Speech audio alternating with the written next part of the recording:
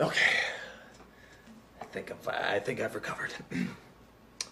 So, as you can imagine, nothing can top the dramatic explosion that was the death of dear.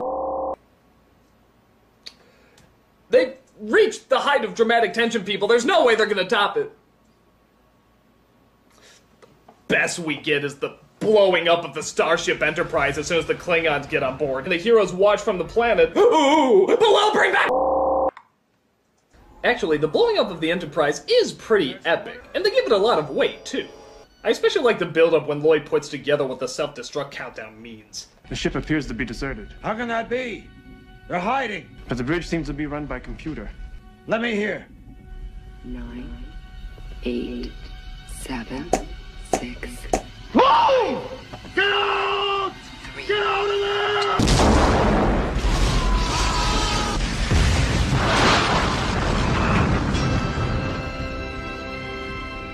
My God, Bones. What have I done? What you had to do. What you always do. Turn death into a fighting chance to live. Could sum up his whole career with that line. So they find Spock and knock Christie Alley and try to save them. However, they're still without a ship, and the planet's about to blow. So he makes a deal with Lloyd. I have what you want. I have the secret of Genesis. Genesis? You're gonna have to bring us up there to get it. Fight my pointy aqua-tread tire head. Drop all weapons! Smoke!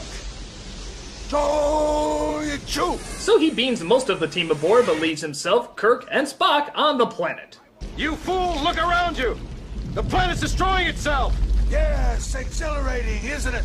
If we don't help each other, we'll die here! Perfect! Then that's the way it shall be! Okay. Sorry, I wasn't meaning to attack you, but then the ground raised up and, well, I just decided to own it.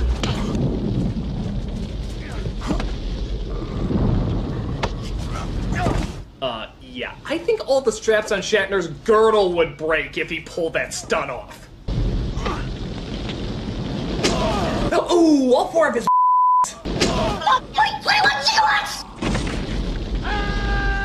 So he hangs him off a cliff and finally does him in.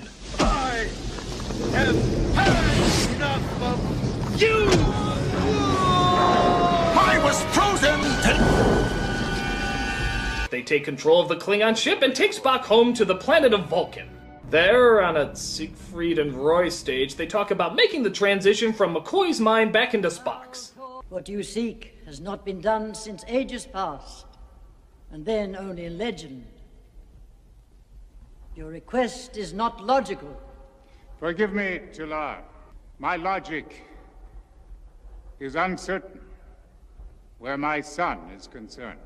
Well, I guess the all logic-based society says logic only holds weight some of the time, and they decide to do the transition. Spock wakes up okay and walks around in a robe from a spa.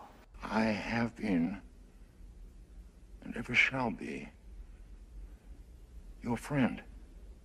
Yes, the ship. Out of danger, you saved the ship. I blew it up later, but eh. Jim.